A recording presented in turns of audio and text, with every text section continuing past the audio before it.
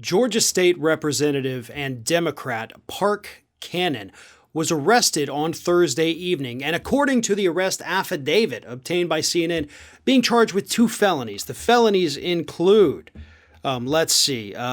obstruction and preventing or disrupting General Assembly session in the state of Georgia. So what could have compelled officers to arrest this Democratic lawmaker, a black female Democratic lawmaker?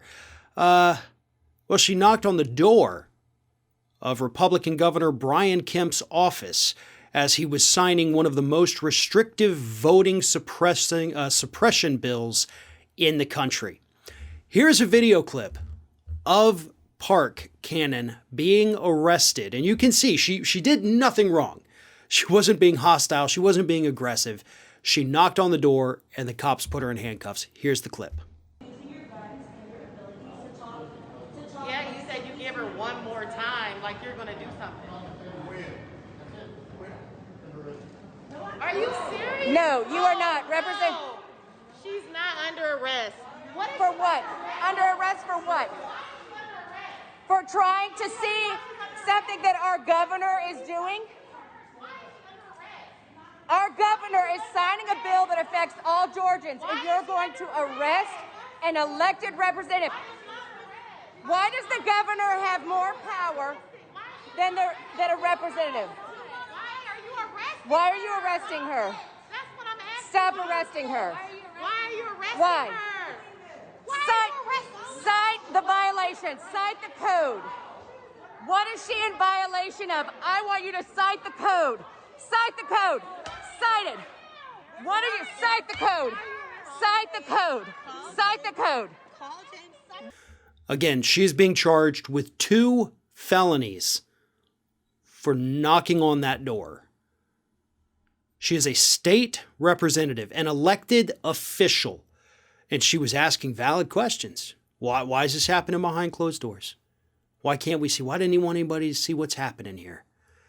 And in case you're not familiar with this piece of legislation, this is the fabled voter suppression bill passed in Georgia that makes it illegal, among many other things, to hand out food or drinks to people waiting in long voting lines. Now, that claim is the one that's kind of captured the headlines, but it also limits drop boxes, limits voting by mail, who can vote absentee. It limits polling hours, polling places, basically tries to shrink the population of Georgia that is able to easily cast a ballot while making it very hard for voters of color in particular to cast their ballots in the state of Georgia. This is in response to the fact that they lost their 2 Senate seats to Democrats and the fact that the state turned blue in the 2020 election. They used Donald Trump's bogus claims of voter fraud to help push this legislation, and this is the end result. This is exactly what they wanted. Even though officials in Georgia had been basically just absolutely demolished by Donald Trump for not defending his claims of voter fraud in the state, they still use those very claims to pass this law. And folks, this is just the beginning, as we have said.